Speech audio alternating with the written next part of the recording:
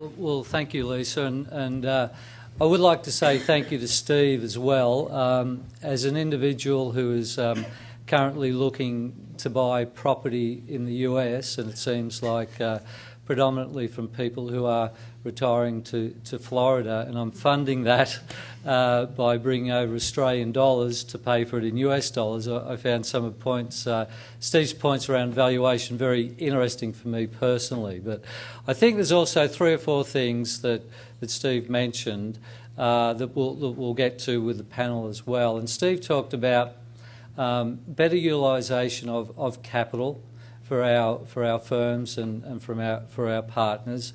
He also talked about cost efficiencies, and he also talked about time to market and the concept of changing the paradigm of supporting our businesses to affect some better outcomes in those areas. And we're very lucky today to have this panel to talk in depth around some of those issues. For those who don't know me, my name is Paul Gately, and I'm very pleased to have been recently appointed to Head of Global Outsourcing for Bank of New York Mellon. This occurred just a few weeks ago, and many of you will know John Lenner, who is in the room today. I report to John, who is CEO and President of Eagle Investment Systems, and is also head of our global outsourcing business for Bank of New York and Mellon.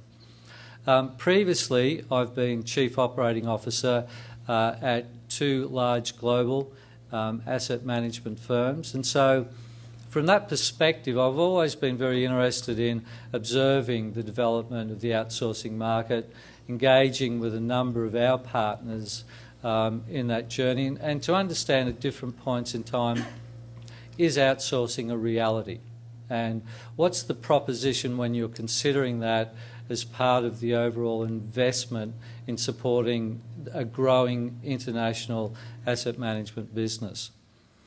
And so today, I'll let the guys introduce and speak to themselves a little bit, but we're going to talk to 3 people who've got a lot of depth in practical implementation around some different paradigms and their experiences with that.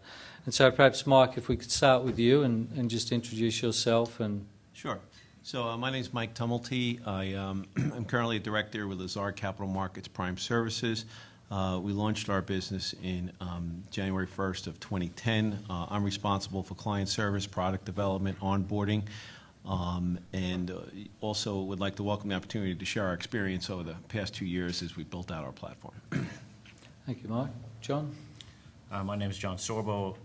30 years in the industry, all in the post-trade side.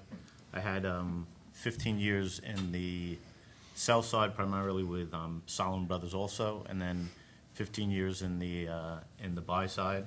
I was glad to hear we have so many people with so much experience here, so I can talk about runners and people know what I'm talking about. It's always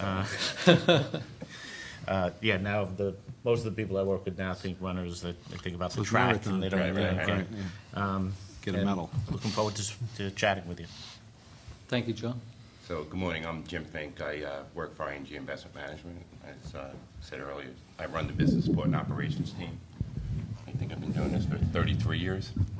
I did start out as a runner, but my teams are responsible for what we call traditional back office support. So I have a middle office team, a collateral management team, accounting, valuations.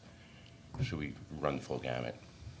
Okay, thanks, guys. So, from my experience in the industry and just observing some of the trends and I guess following Steve's lead in there, we've seen really, and particularly for investment managers, treated the development of middle office outsourcing with a degree of scepticism, really. Can a large custodian bank really operate in that space? And I think we came to a point where we said, yeah, we think they can do it, but you know what, we're really going to make sure that we put them through the hoops. We're going to do a lot of due diligence, and we're going to make sure that they really can deliver. This is a bit different to fund accounting and some other areas. And so I think we've moved on from that, and we've had an acceptance that the larger partners can do that, to a point now where the relationships are far more strategic, and for the reasons that